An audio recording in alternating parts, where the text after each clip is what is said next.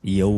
What's up guys? Usapang Play to Earn Games na naman tayo. At sa video na to, pag-uusapan ulit natin ito namang Battle Rise. So kaya natin pag-uusapan yung Battle Rise kasi mayroon na tayong bagong season na pwedeng i-grind for another new exciting rewards at meron silang bagong champion na ini-introduce. And lastly, merong special event, ito namang Pumpkin Chest kasi napakaraming loots nitong Pumpkin Chest. So yan yung mga pag-uusapan natin dito sa Battle Rise. Pero bago tayo mag-umpisa, around 30% pa po ng mga viewers ko ang hindi pa nakasubscribe sa channel. So please subscribe kayo para updated kayo sa mga nilalabas kong mga videos. So bago tayo pumunta sa topic guys, no, Battle Rise, kung hindi nyo pa alam, meron na akong mga ginawang video about naman dito sa Battle Rise. So isa nga itong mobile game at aiming sila na maging Web3 integrated. Pagdating naman ng Q1 2025, so ibig sabihin lahat ng mga items dito na tinatawag ng mga artifacts is magiging mga NFTs na at meron na nga ding mga battle coin na ma-earn dito naman sa game. So maganda, free to play lang naman siya, is matry na ninyo ngayon at lumakas na ngayon kasi pag nagka Web3 integrated na to at medyo nagkaroon na ng mas maraming mga players, meron na kayong advantage. So ito nga guys, no, Battle Rise. Andito tayo sa game, kung makikita nyo, nagpalit na yung wallpaper sa likod. So meron na tayong bagong season at sa season na to mayroong bagong champion. Pero bago natin putahan yung champion na yan, syempre bagong season, bago na rin yung mga rewards dito naman sa Battle Pass. So ako guys ay nagpapa-level pa lang ako ng Battle Pass. So pag napuno ko na tong Battle Pass guys, no, tsaka naman ako bibili nitong VIP Pass. So nasa around 400 pesos yung VIP Pass nito para makakuha ng mas maraming loots dito naman sa VIP Battle Pass. So dito meron ding bagong skin para dito kay Nightwalker dito sa VIP Battle Pass. And hindi lang yon, meron ngang bagong champion na nirelease nila for this season. Ito naman si Hirada. So isa siyang samurai guys, no, at isa siyang damage dealer. So attacker to, DPS. Combination ng mga skill niya is pag-control ng kalaban kasi meron siyang stun at invisibility. At syempre big damage kasi attacker nga siya at meron din naman siyang itong Zan. So every time na mayroong ally champion na magtotont, itong si Hirada magkakaroon ng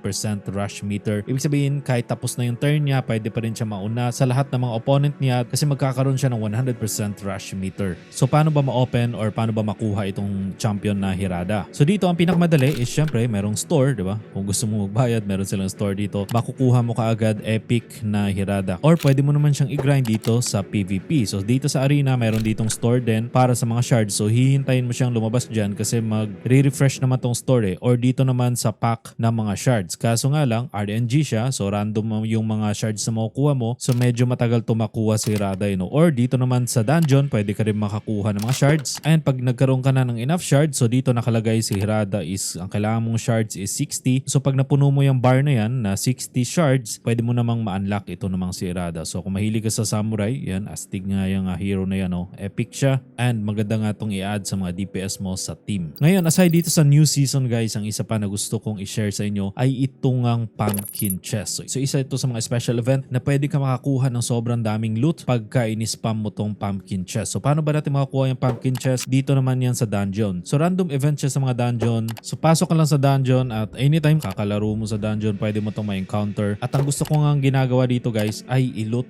itong chest na to. So pag niloot mo tong chest na to, magti-trigger siya ng event na chase. Yung event na chase, ibig sabihin nun ay hahabulin ka ng kalaban. So hahabulin ka nitong boss na Artlich Xiron. So eventually maabutan ka nito guys, no. Ngayon, paano ba matalo itong boss na to? Ano ba dapat gawin? So ito guys, no, nilaro ko nga ng nilaro kung paano ba talaga ang pinaka-efficient way para nga ay makasurvive dito naman sa Pumpkin Chest na to. Kasi ang kalaban dito guys, every time na atake yung mga minions niya ng boss ay sumasabog yung atake niya. So meron siyang AoE damage. So sasabog siya, mamamatay yung kalaban na yon, madadamage yung buong team mo. Pero every time na mauubos yung mga minions niya, is itong boss na to, nire-revive niya ulit. At yun nga, papasabugin ka ulit. At kung hindi ka ready, talagang matatalo ka dito naman sa Pumpkin Chest na to. So nagtry ako na iba-ibang mga buff at ang sa tingin ko, no, pinakamadali is kumuha ng isang buff galing dito kay Shrine of Nanmandol. Kasi every matatapos ka ng isang fight is makakuha ka ng isang buff, mamimili ka ng buff, di ba? So kailangan mo siyang kunin itong Shrine of Nanmandol na to before mo kunin yung Pumpkin Chest or before mo labanan yung mga boss sa Pumpkin Chest. So ang kailangan nating buff dito ay ito namang plus 450 armor to all champions. So meron akong run dito guys na wala akong damage, no, dito naman sa Pumpkin Chest na to kasi 2 times kong kinuha ito namang Shrine of Nanmandol na plus 450 armor to all champions. So every time napapasabugin ako ng kalaban, halos wala siyang effect kasi bago tumalab yung AoE damage ng kalaban sa mga champions ko, kailangan niya munang ubusin itong armor. Yun nga, sobrang kapal ng armor, plus 400 plus, at pag na-double mo yan, yan, di ba? Umaabot ng around 1,000 plus each champion yung armor ko. So I think kahit isang Shrine of Nanmandol lang na makakuha ka ng plus 450 armor to all champions ay kaya mo na mag-survive dito naman sa Pumpkin Chest event na to. So fortunately, kakatalo ko dito sa Pumpkin Chest, nakakuha na ako ng legendary artifact. So legendary item yon na pwedeng suotin ng mga champions ko. I suggest kung naglalaro kayo ng Battle Rise ay